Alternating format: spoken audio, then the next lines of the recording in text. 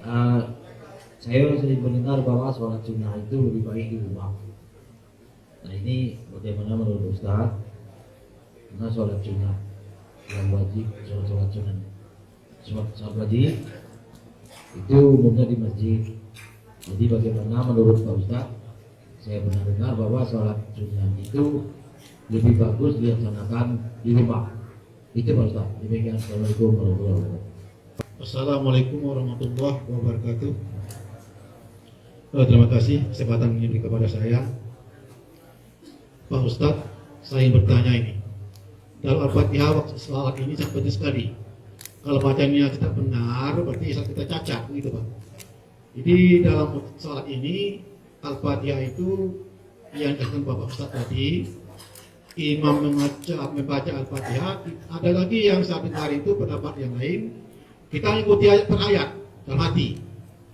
Misalnya gini Pak Ustaz, Bismillahirrahmanirrahim. Nah, kita ikuti dalam hati kita, ikuti setaya. Alhamdulillahirrahmanirrahim, ikuti lagi, dan seterusnya. Sampai waktolin selesai. Jadi nanti pas bacaan ayat pendeknya kita fokus mendengar apa imam membaca gitu, kata yang sebagai pendapat begitu. Jadi dalam Al-Fatihah tadi imam membaca satu ayat per ayat, kita ikuti dalam hati. Jadi bagaimana Pak Ustaz? Apakah benar seperti itu? Nah, yang kedua mungkin juga masih saat ini Pak. Dalam waktu takbir, Allah Akbar, ada panjang betul takbirnya. Maksudnya apa? Waktu takbir tadi dia mengucapkan hatinya sambil takbir, Allah Akbar, dia mengucapkan niat sir tadi. Atau sebelumnya kita baca niat, kita bertanya apa sebelum takbir, kita baca niat dulu. Tajuhur beserta Ahad, baru takbir. Atau sudah itu Allah Akbar, ada pendek kan? Allah Akbar, langsung dibaca niat setelah itu. Bagaimana Pak Ustaz pendapatnya? Benar. Terima kasih. Assalamualaikum warahmatullahi wabarakatuh. Sholat sunat. Sholat sunat itu ada beberapa istilah.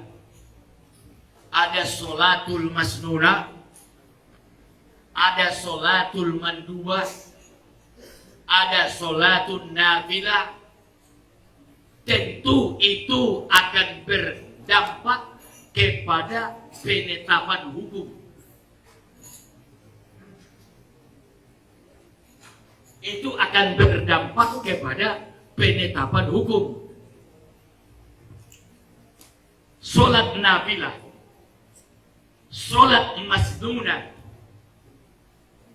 ya, itu berbeda istilah.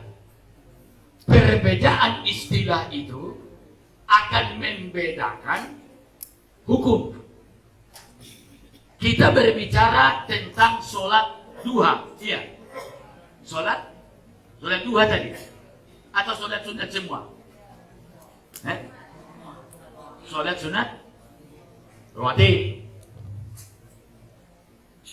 Sholat sunat yang muwazabah, sholat sunat rawatib, sholat sunat yang ghairu muwazabah tentu akan berbeda status hukumnya.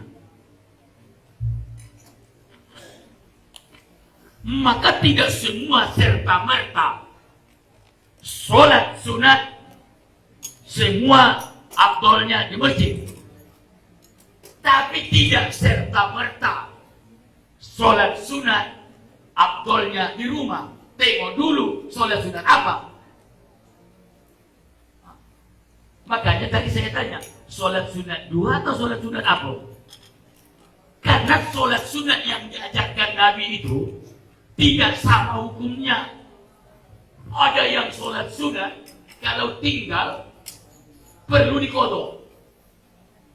Mungkin masalah bagi kita, ya, mungkin masalah bagi kita.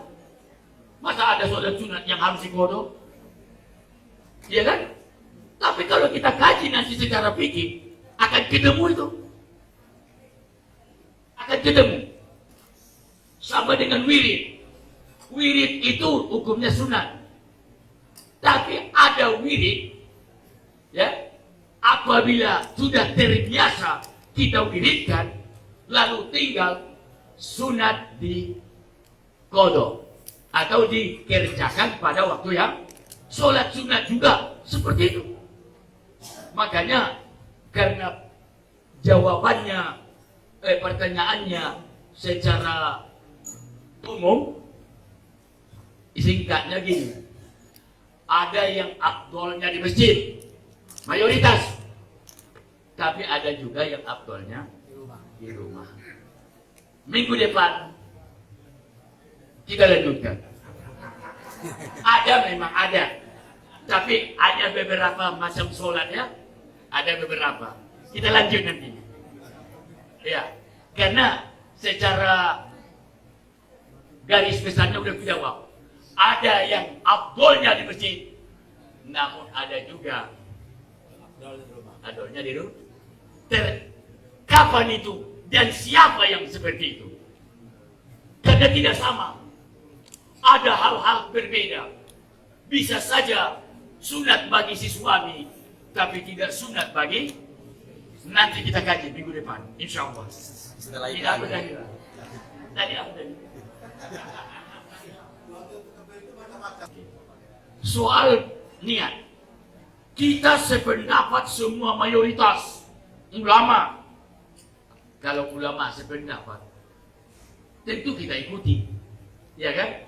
Itu ini kan ngikut pendapat mereka, karena mereka itu ngambil dari Al-Quran dan hadis. Tidak semuanya kita semua ngambil dari Al-Quran dan hadis. Malah kita kan jarang pula bacanya. Baca. Yang jelas, niat itu adalah rukun sholat. Niat adalah rukun sholat. Kalau rukun tidak cukup, otomatis sholatnya berarti tidak sah, karena kurang rukunnya. Mau masak tempoyak, tempoyaknya tidak ada, cuma bawangnya saja yang ada sama daun selenyo, mana jadi tempoyak? Jangan gitu. Rukunnya itu kan ada.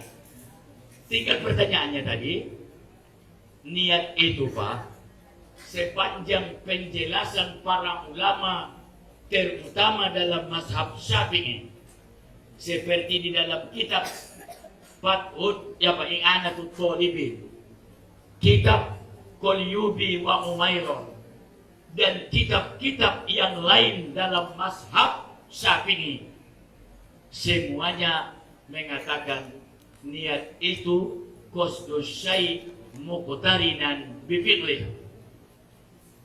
Qasdus syai' menyengaja melakukan sesuatu itu, muqtarinan bi fi'lih, serentak dengan pelaksanaannya.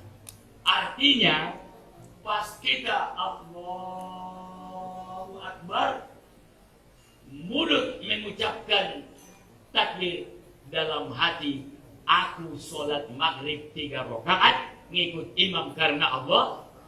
Habis Allahu Akbar, niat pun selesai. Tapi ada batas toleransi. Allahu Akbar sudah selesai, niat masih nyusul, tidak masalah. Yang tidak pakai niat tidak sah.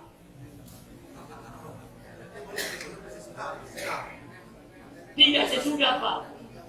Saya tidak mengatakan sesudah takbir.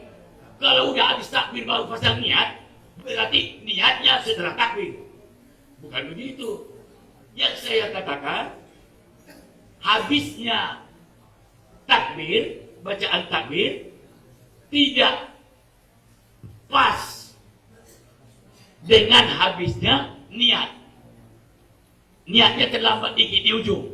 Itu yang toleransi. Kalau sudah Allahu Akbar, sengaja aku dalam hati baru datang niat, saya tidak mengatakan itu. Bahkan saya mengatakan itu tidak sah, karena dia mengerjakan rukun setelah takbir. Sedangkan takbir itu adalah tahrimnya, tahlilnya adalah salam. Takbir itu, takbiratul ihram itu adalah tahrimnya. Start, haram mengerjakan di luar pengerjaan sholat. Tahlilnya, finish, salam. Gitu. Tapi kalau sudah Allahu Akbar baru mulai niat, itu tidak benar.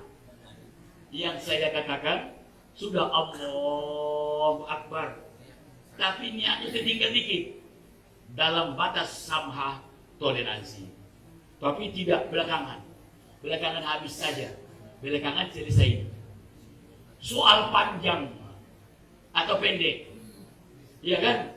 Ya, itu kan sudah Allahu Akbar berapa harakat Pak Ali? Berapa Ali? 3. Berarti 6. Berarti 6 hal. Kalau dibuatnya terlalu panjang, takolut namanya, kata Bang Dasi. Tawalut. Ya, tawalut terlalu panjang.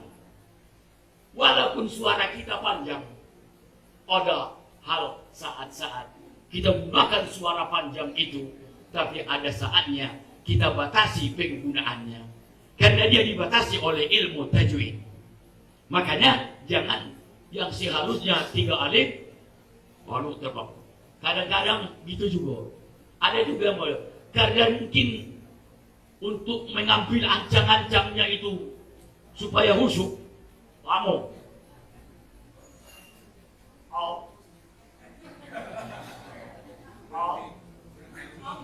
belum juga.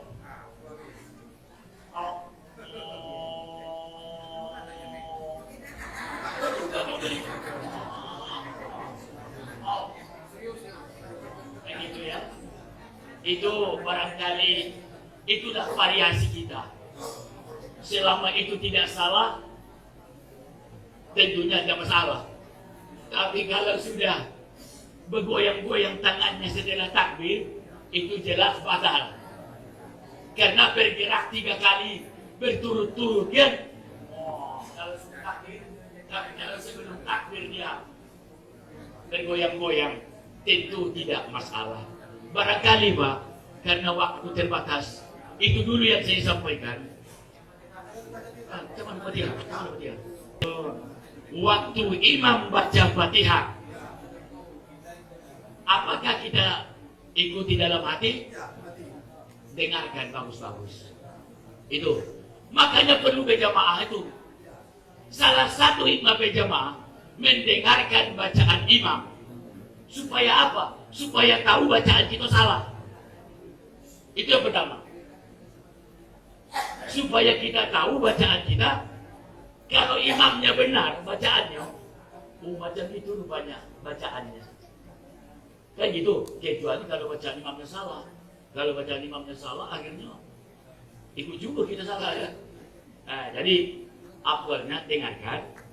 Tapi andai kata imam baca Fatihah, bapak pun baca Fatihah di belakang, boleh. Boleh. Sebabnya imam dulu kita mendengarkan, baru kita baca. Tapi jangan imam aminkan sebelum imam mengaminkan. Ini kadang-kadang belum diaminkan oleh imam, dia udah duluan. Apalagi sholat Jumat. Ghairil maghdubi alaihim waladdallin. Belum selesai. Bahkan jamaah yang terlalu semangat. Amin. Itu mungkin jarang datang ke masjid. Semangat nih yang dia. Boleh. Silakan. Aminu iza amanal imam. Aminkan Fatihah itu apabila imam mengaminkannya. Ghairil maghdubi alaihim waladdallin. Ya Bu. Waladdallin ujungnya huruf apa? Nun. Jangan lagi ada jamaah subuh. Jamaah 2. Ghairil maghdubi alaihim waladdallin. Itu waladdallin. Ujungnya. Itu dari mana lah datangnya itu? Saya heran saya. Nun ujungnya. Ghairil maghdubi alaihim waladdallin. Nun ya. Jangan mim. Wali murid. Dal ujungnya D. Bukan wali murid, T ujungnya. Ini kadang tulis wali murid, T ujungnya. Ada pula wali murid, P ujungnya. Ya kalau kita mungkin bisa paham, tidak masalah. Tapi kan orang yang tidak terbiasa akan membaca ini salah. Kan itu jadinya. Bagi yang kita yang biasa, kita ada pahami. Tapi yang belum terbiasa, pasti itu katanya salah. Jadi begitu tadi Pak Tia tadi Pak ya. Itulah yang dapat saya sampaikan pada kesempatan ini. Mudah-mudahan apapun yang saya sampaikan ini ada manfaatnya, terutama bagi saya sendiri, mengingatkan saya sendiri, dan mudah-mudahan ada manfaatnya untuk kita semua. Kepada Majelis Duha, mohon maaf kepada pengurus dan pengurus Masjid Dakwatul Islamiyah, mohon maaf atas kekurangannya. Terima kasih atas perhatiannya. Nasrul minallah wa fathun qarib. Wallahul muwaffiq ila aqwamit thoriq. Wa basyiril mu'minin. Assalamualaikum warahmatullahi wabarakatuh.